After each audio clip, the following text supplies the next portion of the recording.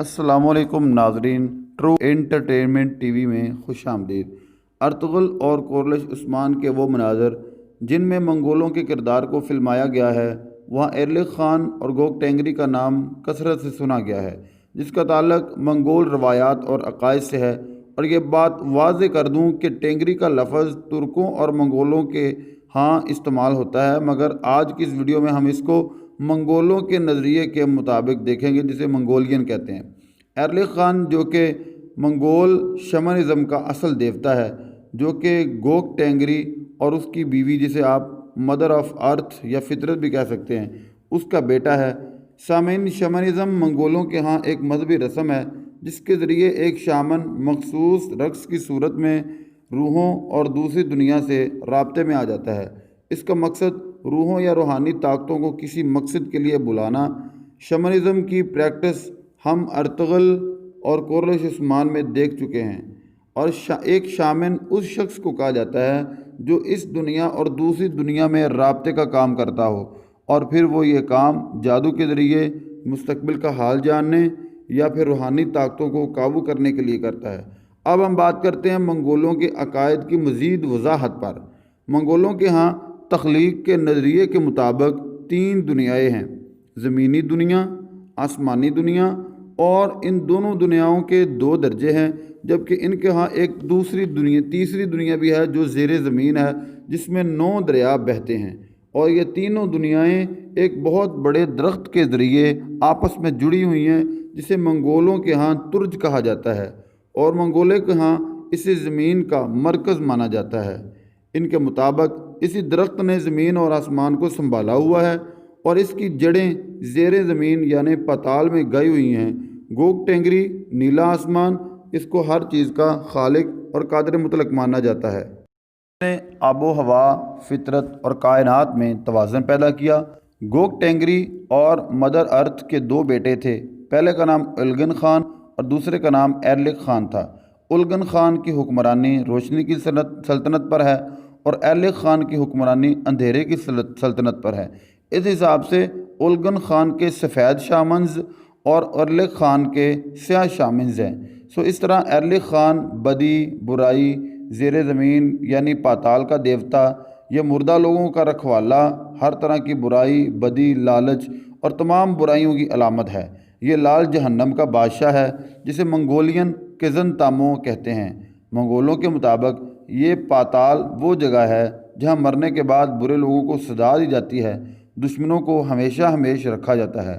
Mongolian کے مطابق بعض لوگوں کو یہاں ایک وقت تک رکھا جاتا ہے، اور عذاب کے بعد انہیں آسمان کے تیسرے درجے میں یعنی جنت میں بھیج دیا جاتا ہے، اور برے لوگوں کو ہمیشہ پاتال میں جلایا جائے گا۔ منگولوں کے مطابق ایرلغ خان لوگوں کے ساتھ ہر طرح کا برا کام کرتا ہے۔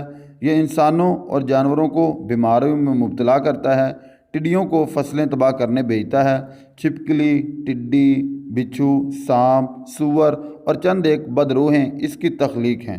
یہ ہلاک ہونے والے لوگوں کی روحیں پکڑتا ہے، یا پھر زندہ لوگوں کی روحوں کو قابو کرتا ہے، اور انہیں اپنے قبضے میں کرنے کے لیے زیر زمین لے جاتا ہے، اور وہ لوگوں کو مجبور کرتا ہے کہ اس کے لیے قربانی کریں، اور لوگوں کو یہ یقین تھا اگر وہ خوش ہو گیا تو کچھ دیر کے لیے لوگوں کو اکیلا چھوڑ دے گا۔ یہ منگول قربانی کرتے وقت اپنے جانوروں کا رخ مغرب کی جانب رکھتے تھے، کیونکہ وہ یہ سمجھتے تھے کہ پاتال کا دروازہ اصل میں زمین کا شغاف ہے جو مغرب میں واقع ہے۔ ایرلغ خان گائے، بیل اور کمزور جانوروں کی قربانی قبول کرتا ہے۔ اس کے لیے گھوڑے کی قربانی نہیں کی جاتی، مگر سیاہ شامنز اس کے لیے کبھی سیاہ گھوڑے کی قربانی بھی دیتے تھے۔ اس لیے اگر کوئی بیمار ہے اور موت کے قریب ہے تو ایک شامن شامانی رسمیں ادا کر کے پاتال میں داخل ہوگا کہ ایرلغ خان سے بات کی جائے۔ اگر بات چیت ناکام ہوتی ہے تو یہ آدمی مر جاتا ہے۔ ایرلغ خان کے 9 بیٹے تھے، جنہیں سیاہ لڑکے کہا جاتا تھا، اور انہیں ہر ایک کسی نہ کسی پہلو سے پاتال کا دیوتا تھا۔ مثلاً پہلا بیٹا کاراش خان تاریکی کا دیوتا تھا، دوسرا بیٹا مادل خان جو جرت اور بہادری کا دیوتا تھا، تیسرا بیٹا شنگے خان جو افراتفری کا دیوتا تھا، چوتھے نمبر پہ کومر خان برائی کا دیوتا تھا، پانچواں بیدش خان तबाही का देवता था। छठा याबाश खान शिकस्त का देवता था। सातवां तैमर खान लोहे फौलाद का देवता था। आठवां योगल खान मुखबरों का देवता था। और 9वें नंबर पे कैरल खान जो इख्तिलाफ का देवता था। एल खान पाताल का देवता कैसे बना? इस बारे मंगोलों का एक अफसाना है कि बहुत पहले आसमानी बाप के दो बेटे थे, एलगन टेंगर्स और एलेक खान।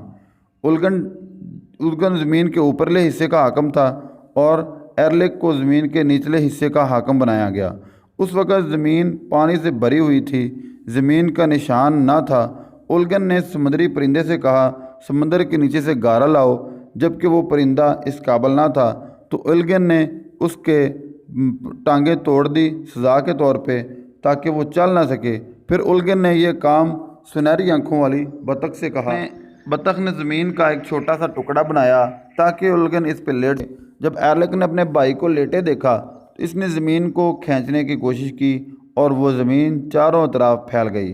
फिर उलगन ने उसी गारे से इंसान और जानवर भी बनाए और इन्हें खुश्क होने के लिए रखा था और उनकी हिफाजत के लिए एक कुत्ता भी बनाया।